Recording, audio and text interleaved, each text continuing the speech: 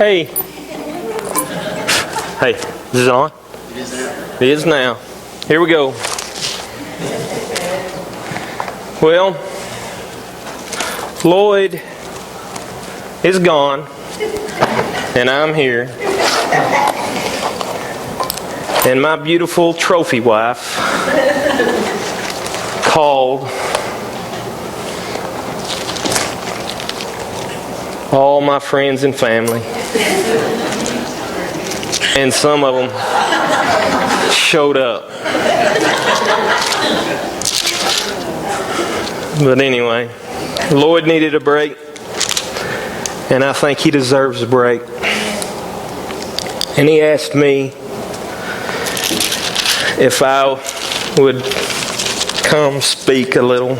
And he said that if I come up here and said something for about 15 minutes, that y'all would love me. So I hope I make 15 minutes. So we talked yesterday, and he said, I hate specialty messages. And I said, so you just dumped it on me, did you? And he said that, I said, well, he says, I know, you preach and you on a specialty deal, especially Father's Day. And he said, you get up there and you say, we need to be leaders of our family. I said, you know what I'm going to preach about? Said, oh, man. I said, so you put it on me to get up there and tell everybody what they're doing wrong. And it's not about what we're doing wrong. It's about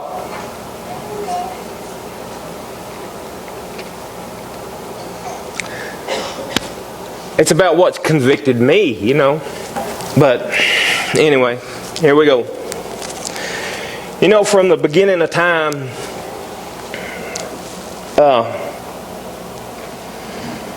in chapter 3 of Genesis,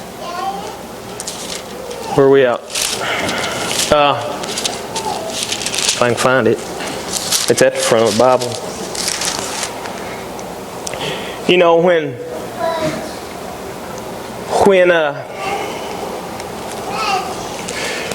When God created Adam, He told Adam He put Adam in the Garden of Eden. And He told Adam to tend to the garden. And He said to keep it. And then He told him not to eat from one tree, just one tree. He told him not to eat from the tree. One tree. And then He made Eve.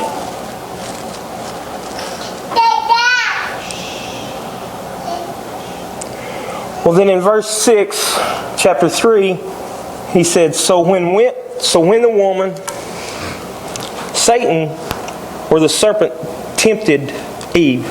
So when the woman saw that the tree was good for food, that was pleasant to the eyes, and the tree was desirable to make one wise, she took of the fruit and ate. She also gave to her husband with her, and he ate. Adam was there. Adam was there when Eve ate. He watched her eat.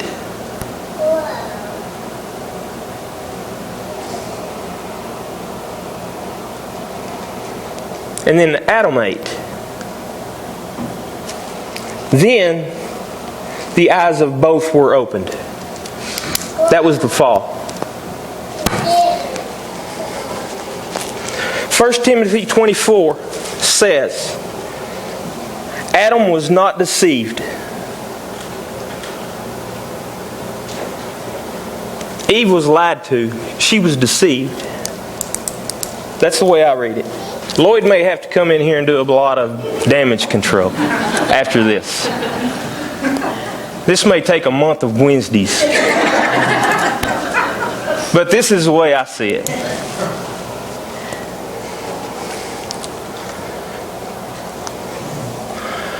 So that was the fall.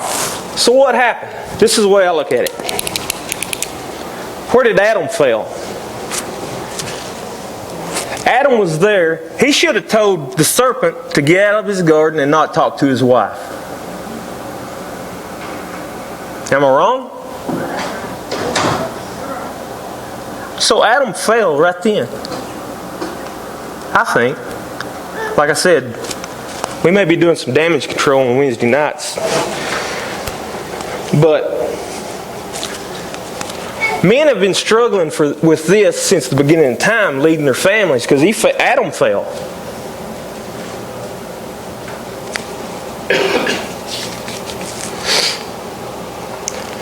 What would have happened if Eve ate and Adam didn't?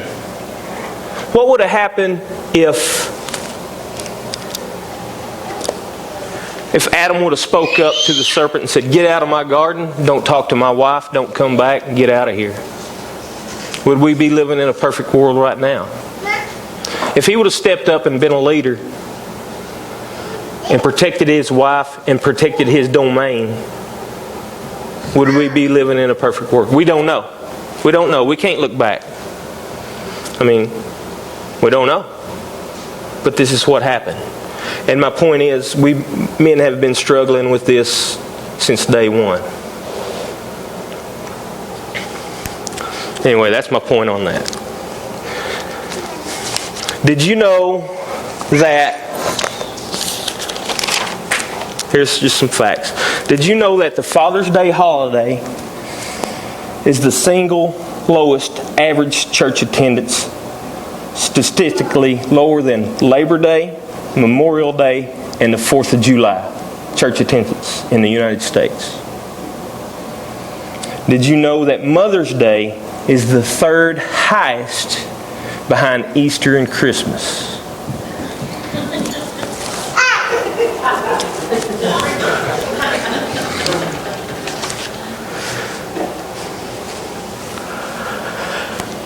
Typically, U.S. church congregations draw an adult crowd that's 61% female, 39% male. On any given Sunday, there are 31 million more adult women than men in American churches. This Sunday, 25% of married church-going women worship without their husbands. Midweek activities often draw 70 to 80% female participants.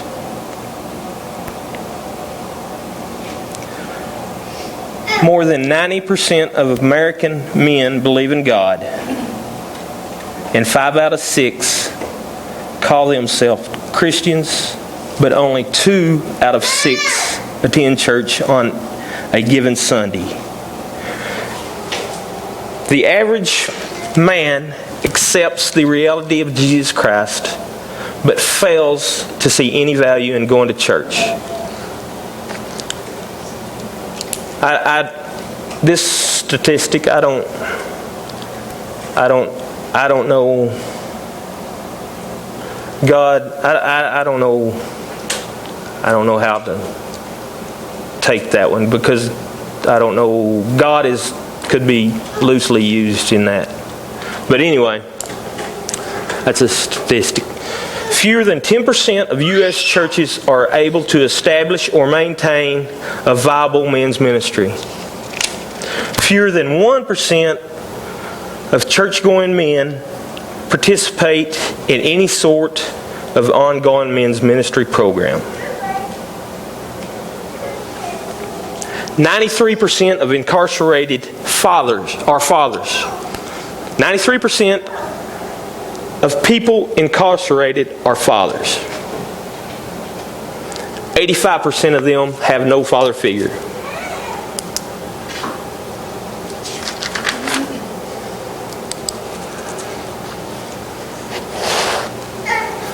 As many as 90% of boys who are being raised in church will abandon it by their 20th birthday.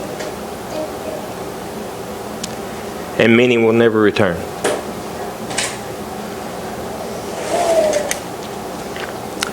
"75% of volunteers in the church are women.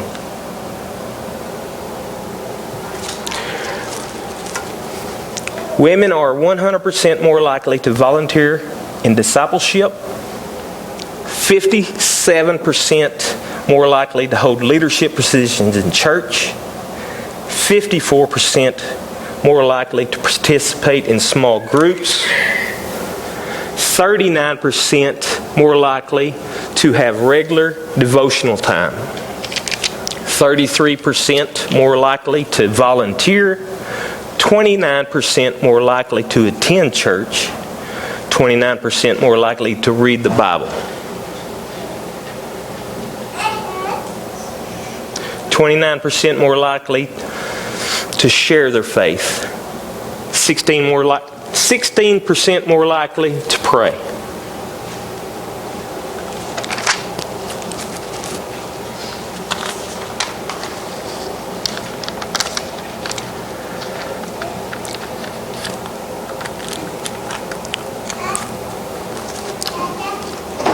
You know,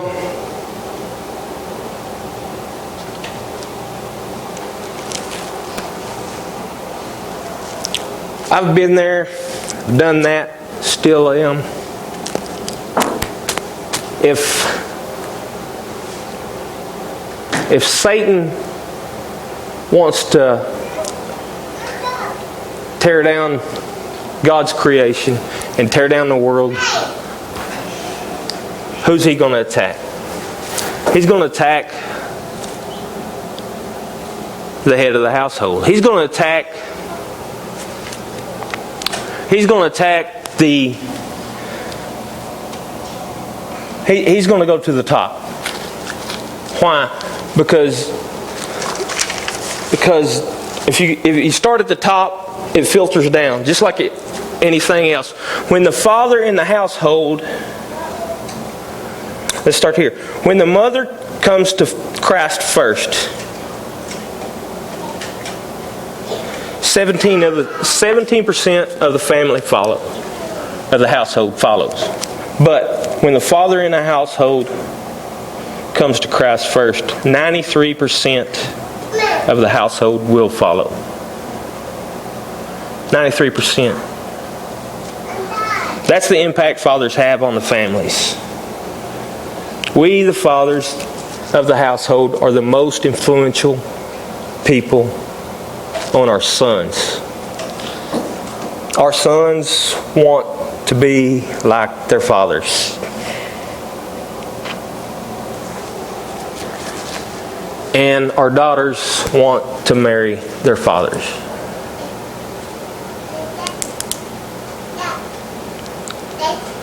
If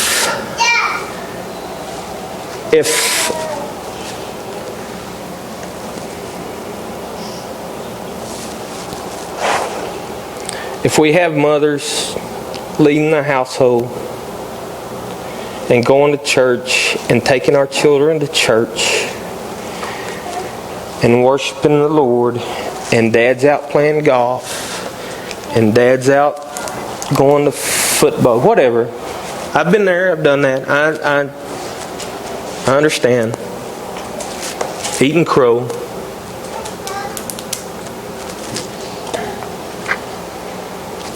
And that little boy is sitting there wondering what dad's doing. Why is church important? Dad's out doing this. You know? So, Dr. Carlton, don't quote it, Carlton McLeod, I listened to a deal. He said that churches across America have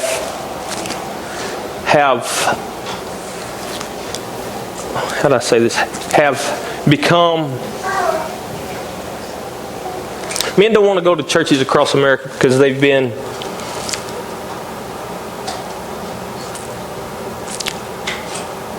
when men come to church, we treat them like women. Don't get me wrong. Statistics says right here, 13 million more adult women than men in American churches. Less than 1% of church-going men participate in any sort of ongoing men's ministry program. 10% of churches are able to establish or maintain a viable men's ministry. Statistics, this speaks for itself. Men want to emasculate leadership in a church. I'm not talking about out here. I love this church, and I think, you know, I'm not saying we do everything right, but I think we're on track, and I think that we need to do more things right. But you know, but who does everything right? No, we don't. Nobody does everything right. But we look at ourselves and what do? We look at ourselves. You want to know what you're doing. You're stepping out and stuff, and we go out and we go to work. We wonder, how do we influence our children? What do we do?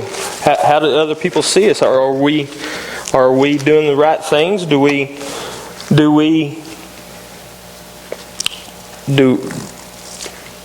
present ourselves in a way that other people see Jesus through us? Do we slip up? Yes, we slip up. I slip up daily. Not you daily, but I do slip up daily. Daily knows I slip up daily, if you understand that. But especially at work, at my work, whenever we're during works. You get out there and the guys are being guys, and sometimes you fall into earthly ways, and you laugh at a joke and you think, well, why did I do that? And then condemnation falls in, and that's why. Why? And you just want to hit your knees and say, that's not me. That's the old John Paul. And you can't do that. And we sit there and, what's the most important things in our lives? Are we raising our kids right? Sometimes I just want to ask, just walk up to Carson and say, Carson. And just like Jesus said, who do you say I am? Who do you say I am? Carson, what's the most important thing in my life? What is the most important thing in my life? You're fixing to get a reality check. What is the most important thing in my life? Is it that TV? Is it that cell phone? Is it that pickup out there?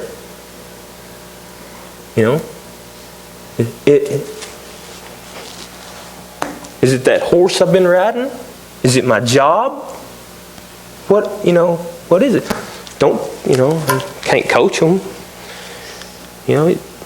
What is it? Well, I don't know.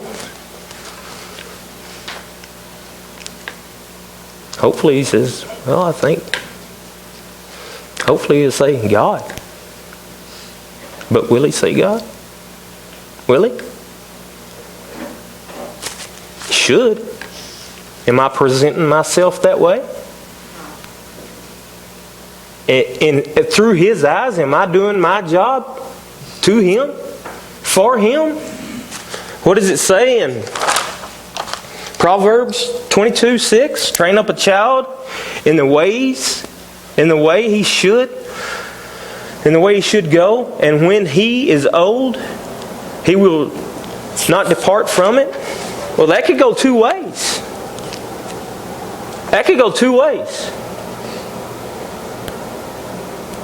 What if we're doing it wrong? What if we're doing it wrong?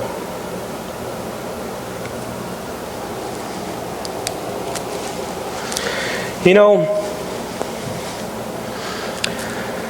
through the grace of God, God sees our heart. And thank God, God sees our heart and our works. We can't get through heaven through our works. Our works are like dirty rags unto God, and we can't work our way into heaven. Oh, there's only one way to heaven, that's through Jesus Christ. But God wants to see His children flourish and prosper. And God wants to see His children happy and well. And He provides all that for them. He's a provider, a protector. And He just wants the best. I want the best for my children. And everybody here wants the best for their children. And they wanted the best for their children. And everything I have is theirs. Everything I have to give, I will give to them. And God's the same way. And the happiest, I guess I can say the happiest I am, whether we're talking or we're not talking, or we're just sitting or we're sleeping, it's when my children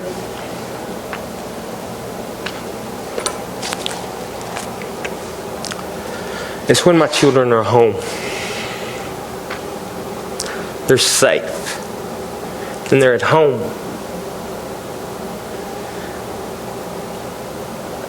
And no worries. No worries. They're safe. They're home. They're fed. That's what God wants. That's what God wants for His children. And protected. And it's not hard. It's not hard. God, you know, this is a life manual. It's a life manual, and it's not hard to get in the Word. You know, I'm not a real educated. I'm high school educated, and I tried college. I tried college back in my younger days, and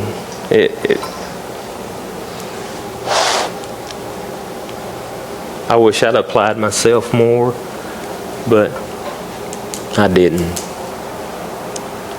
I'm blessed. God gave me a second chance on life, and He blessed me with a beautiful wife and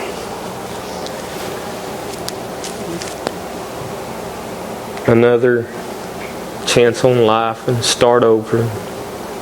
And I know He's got things in store for me. I don't know what yet, but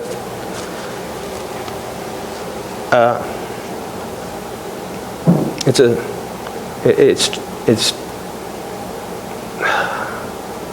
I don't know. But just He's preparing me for something. And just being up here right now and being able to speak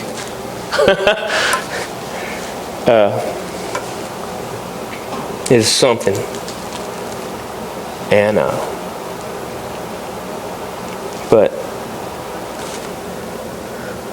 if we would get into this, and this, I think when we get to heaven, that this is just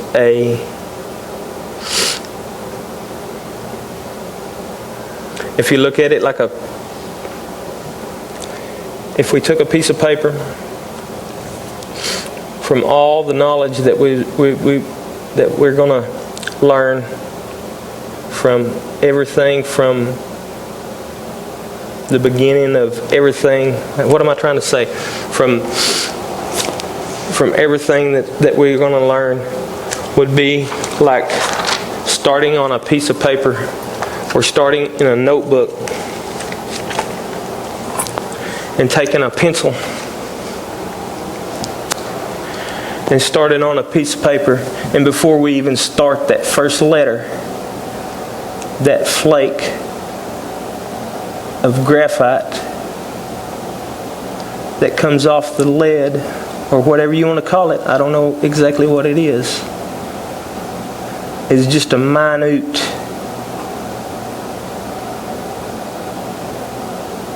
piece of what this contains. If you can grasp that, and maybe not even that much of what God has in store for us in heaven, and maybe not even that much. And that's all my mind can conceive, our earthly, carnal minds. And if you dissected that down from NASA or whatever, anyway. But look at the alternative. We're going to spend eternity somewhere. Somewhere.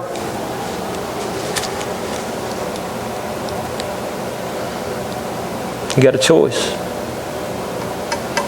You got a choice.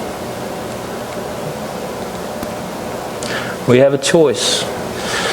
But I know one thing, we got to be leaders. And the most important thing you can do for your children, the most important thing we can do for our children, is give them eternity.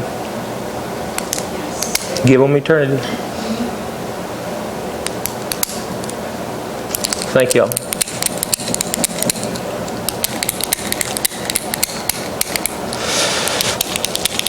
You want to pray us out of here? Ready? I'm ready.